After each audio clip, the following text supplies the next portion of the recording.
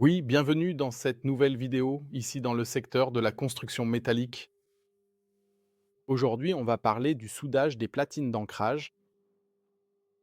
Les platines d'ancrage, pour ceux qui ne le sauraient pas, ce sont des plaques qui sont ancrées quelque part dans la maçonnerie, dans la structure composite en béton, et sur lesquelles on vient ensuite fixer toutes sortes de choses.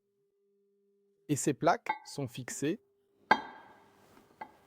dans le béton à l'aide de ces goujons à tête, de ces chevilles à béton. Le problème, c'est que l'ingénieur en structure préférerait toujours placer les goujons tout au bord.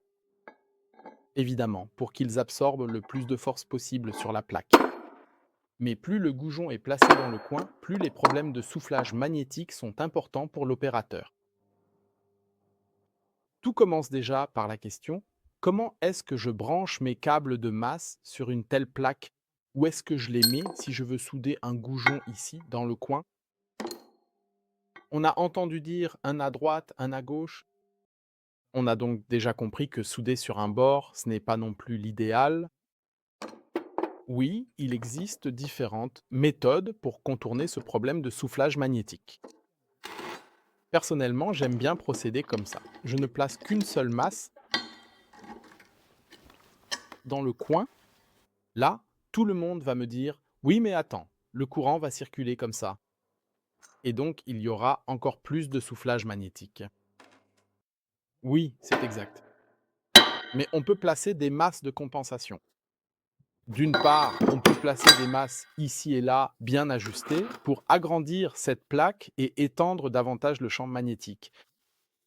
Ou alors, on en place une au milieu, ce qui nous amène d'ailleurs à un autre problème. Parfois, on a des platines d'ancrage où un tube est déjà fixé au milieu.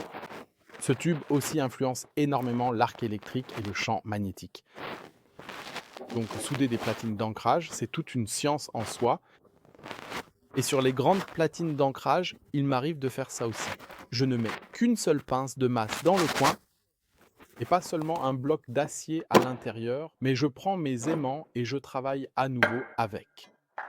Et selon la façon dont je déplace l'aimant, je peux aussi déplacer le champ magnétique à l'intérieur de la plaque. Donc si le soufflage est trop fort, je me rapproche ou alors je m'éloigne. C'est quelque chose qu'il faut tester soi-même à chaque fois, car cela demande aussi beaucoup d'expérience. Nous allons l'essayer tout de suite. On place un bloc au milieu et on va souder un goujon dans le coin.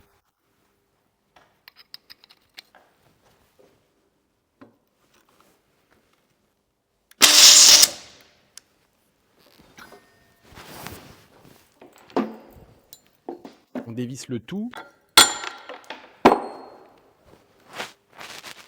Et voilà, c'est fermé sur tout le tour, ça a fonctionné.